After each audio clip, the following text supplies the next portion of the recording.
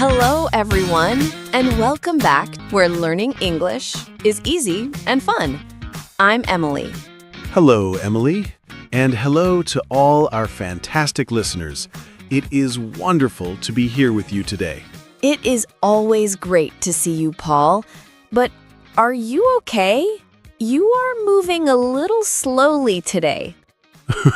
Oh, Emily, you noticed. Yes, I am moving slowly. My legs hurt. Your legs hurt? Why? Did you fall? No. I went to the gym yesterday. Ah, the gym. Yes, I decided to start exercising again. I lifted weights. I ran on the treadmill. Wow! Good for you, Paul. Thank you. But today, ouch, my muscles are very angry with me. I understand. But you know the famous saying, right? Which saying? No pain, no gain. Ah, yes. No pain, no gain. It is a very famous phrase in English. It is, and it is perfect for our topic today. Oh, what is our topic? Today, we are going to talk about doing difficult things. We are talking about fitness and English. Fitness and English? That is an interesting combination. Yes, because learning English is just like going to the gym. I think I understand. But before we talk about muscles and grammar, we have a favor to ask. Yes, we do. If you enjoy our podcast, please take a second to subscribe to the channel. And please give us a like. It really helps us find more students like you. And share this episode with your friends. Maybe you have a friend who goes to the gym or studies English. Yes, share it with them. Okay, Emily, I am ready. My legs hurt, but my brain is ready. Great. So, Paul, you went to the gym. It was hard, right? It was very hard. I was sweating, I was tired, I wanted to stop. But you didn't stop. Why? Because I want to be healthy. I want to be strong. Exactly. You want the result, the gain. Yes, the pain is the tired muscles. The gain is the strong body. Perfect. Now, think about learning English. Okay, thinking about English. Is learning English always easy and fun? Honestly, no. That is an honest answer. Sometimes it is fun. I like talking to you.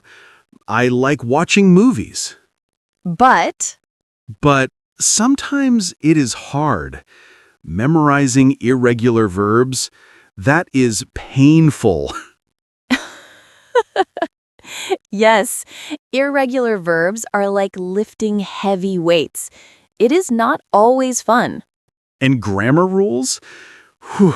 Sometimes my brain feels tired, just like my legs feel tired today. That is a perfect comparison, Paul. Your brain is a muscle. My brain is a muscle. I like that.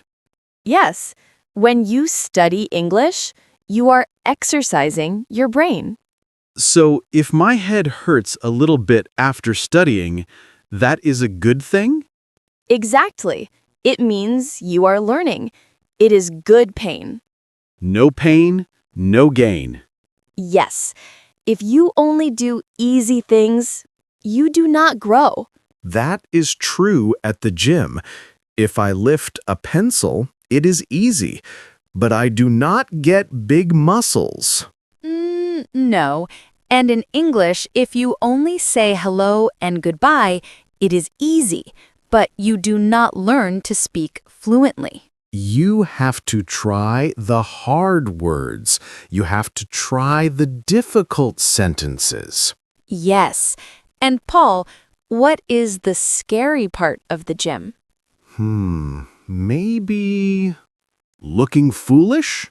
Yes, maybe you don't know how to use a machine, or you drop the weights. Oh, yes, that is embarrassing. And in English, what is the scary part? Speaking. Definitely speaking. Why? Because I might make a mistake. People might not understand me. That feels uncomfortable. Yes, it feels uncomfortable. It is painful for our ego.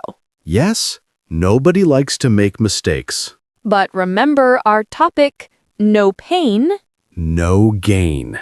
If you are scared to speak, you will not improve. You must feel the fear and do it anyway. Wow, that is powerful. Feel the fear. Yes, the discomfort means you are pushing yourself. You are leaving your comfort zone. So, when I speak to a waiter or a tourist and I feel nervous, That is your workout. That nervousness is the sweat of learning English.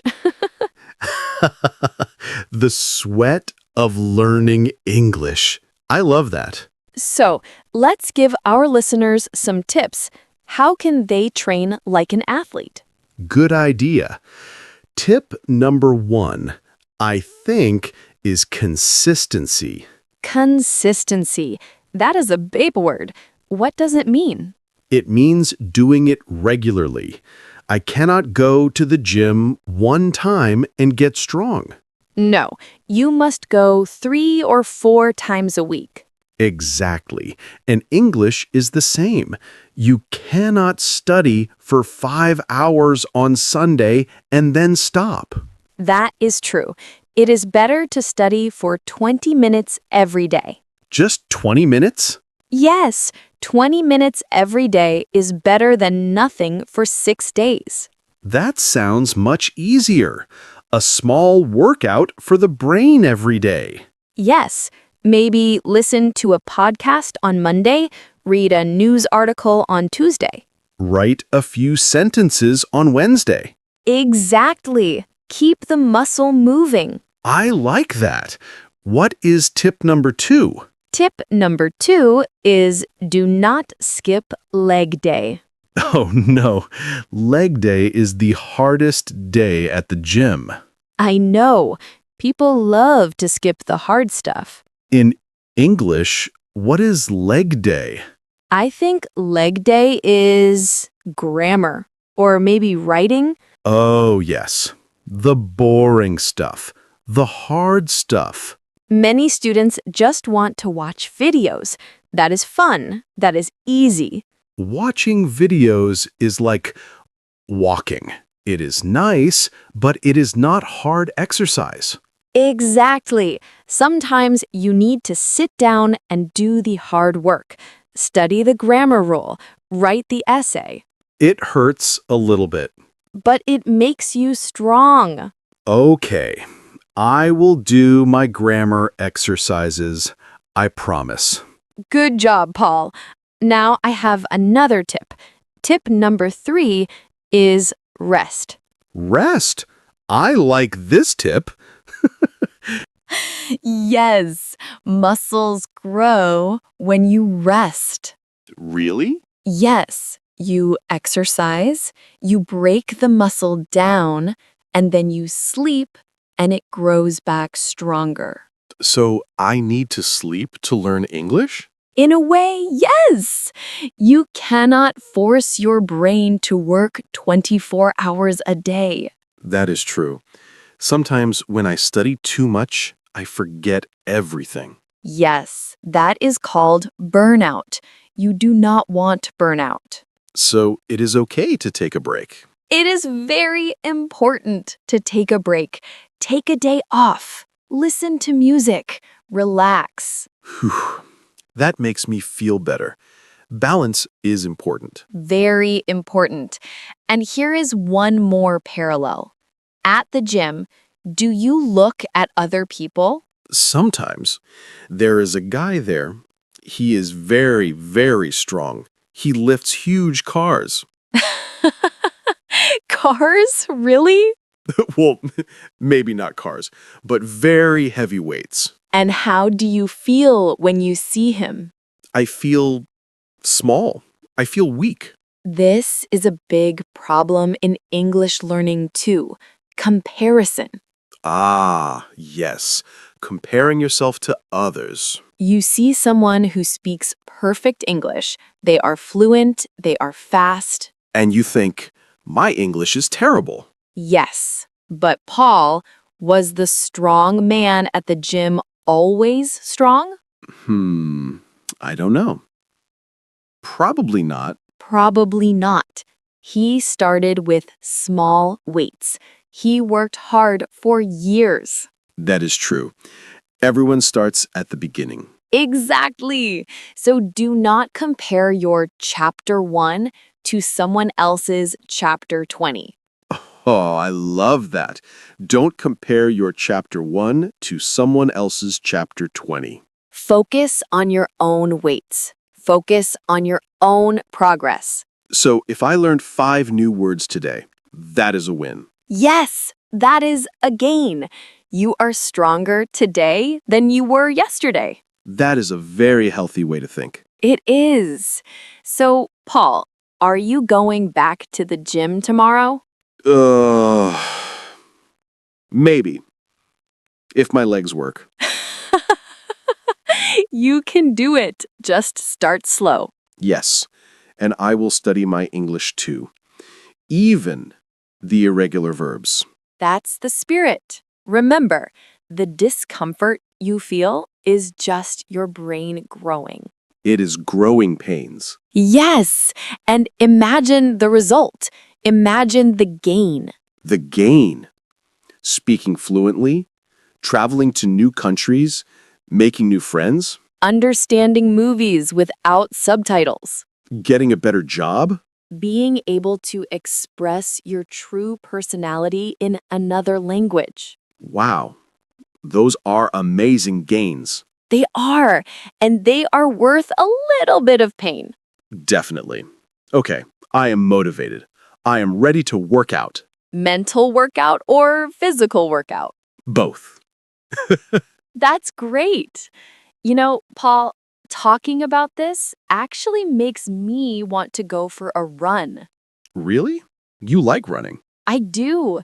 It clears my mind. It is hard for the first 5 minutes. The first 5 minutes are terrible. Yes, but after that, it feels good. You feel proud. Proud. That is a good emotion. Yes, when you finish a difficult English lesson, you feel proud. Listeners, we want you to feel proud too.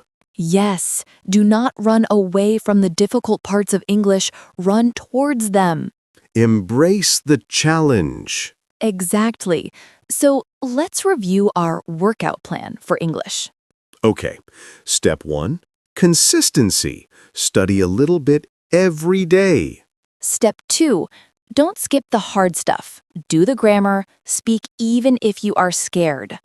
Step 3, rest. Sleep is good for your brain. And step 4, don't compare yourself to others. Focus on your journey. That is a great plan, simple and effective. And the result? A strong, flexible, healthy English brain. Yes. Emily, I have a question. Yes, Paul. Does eating chocolate count as exercise? Unfortunately, no. Oh, that is too bad. I am very good at eating chocolate. Maybe that is your reward after the workout. Okay, no pain, no chocolate. I like that version better. Well, Emily, this was a very energizing conversation. It was. I hope our listeners feel energized too. We hope you are ready to tackle your English goals with confidence. Yes. Remember, every mistake is just a step forward. Every struggle makes you stronger. So, before we cool down and finish this episode, we have a question for you. Yes, we want to hear from you in the comments. Tell us, what is your pain in English? Yes, what is the most difficult thing for you? Is it listening? Is it speaking? Is it grammar? Or maybe it is finding time to study. Tell us about your struggle. It is good to share. And tell us about your gain. What is your goal? Why are you working hard? We love reading your stories. You are all working so hard and we are proud of you. Yes, we are. Please don't forget to subscribe to this channel so you don't miss our next workout session. And share this podcast with your workout buddy. Thank you so much for listening today. Keep practicing, keep moving, and keep learning. Yes, no pain, no gain. See you next time, everyone. Bye for now. Good luck.